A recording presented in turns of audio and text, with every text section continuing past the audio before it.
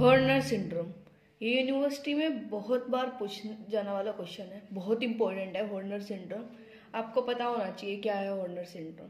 इसमें क्या होता है कि जो हमारे सिंपैथेटिक फाइबर्स है ना, उसकी लीजन हो जाता है। सो आप क्या लिखोगे, हॉर्नर सिंड्रोम आया कि T1 is injured proximal to white rami communicans to first thoracic sympathetic ganglion. कि T1 इंजर हो गया है, सिंपल लिख देना कि T1 इंजर्ड हो गया है, जिससे क्या हो गया है, सिंपैथेटिक जो हमारा है ना, जो आई को सप्लाई होता है वो लॉस हो गया, sympathetic system, sympathetic nerve supply. तो इसके सिम्टम्स क्या क्या आएंगे, इसके 4 सिम्टम्स आपको याद करने हैं: टोसिस, मियोसिस, एनहाइड्रोसिस, एनोप्थेल्मोस। अब इनका मतलब पता होना चाहिए। टोसिस का मतलब है ड्रॉपिंग ऑफ आईलिड, और इसका वो भी पता होना चाहिए कि ड्रॉपिंग ऑफ आईलिड क्यों हुई। टोसिस किसकी, देखो सिंपैथेटिक है ना, जो हमारी एक मसल होती है लीवेटर पैल्पेब्रे सुपीरियोरिस, जो क्या करते हैं, जो हमारी आईलिड होती है ना, उसको मतलब ऐसे मतलब ओपन करके रखती है। जैसे ही कुछ मतलब उसके फाइबर्स होते हैं लीवेटर पैल्पेब्रे सुपीरियोरिस के, जिसको सिंपैथेटिक नर्व सप्लाई मिलती है। जैसे ही सिंपैथेटिक के लीजन हुआ, नर्व सप्लाई गई, जिसकी वजह से क्या हो जाएगा, वो ऐसे गिर जाएगी, तो ड्रॉपिंग हो जाएगी आईलिड की। सो ड्रॉपिंग ऑफ आईलिड इसकी वजह से। Meiosis, constriction of प्यूपिल। जैसे हमें पता है कि जो हमारी आई होती है, प्यूपिल को पैरासिम्पैथेटिक सप्लाई मिलती है, सिंपैथेटिक सप्लाई मिलती है।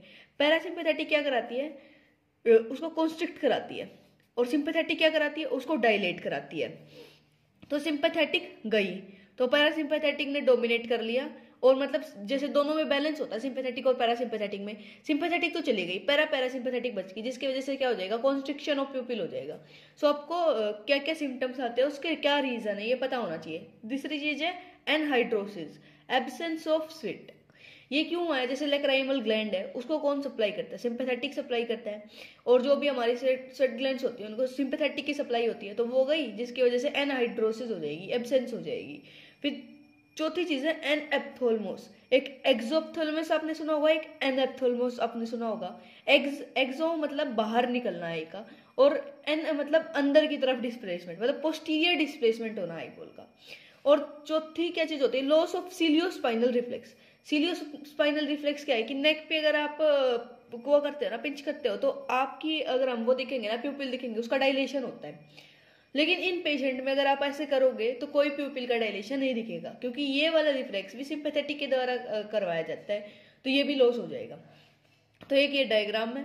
तो अगर हॉर्नर सिंड्रोम आए तो आपको ये डेफिनेशन लिखनी है, उसके सिम्टम्स लिखने हैं, उन सिम्टम्स के क्या कारण है वो लिखने हैं, और फिर बस ये एक डायग्राम बनाना है। तो ये यूनिवर्सिटी एग्जाम में पूछा जाने वाला मोस्ट इंपोर्टेंट क्वेश्चन है। इसको अच्छी तरह से प्रिपेयर करना, और ऐसे लिखोगे तो आपको मैक्सिमम नंबर मिलेंगे। Thank you.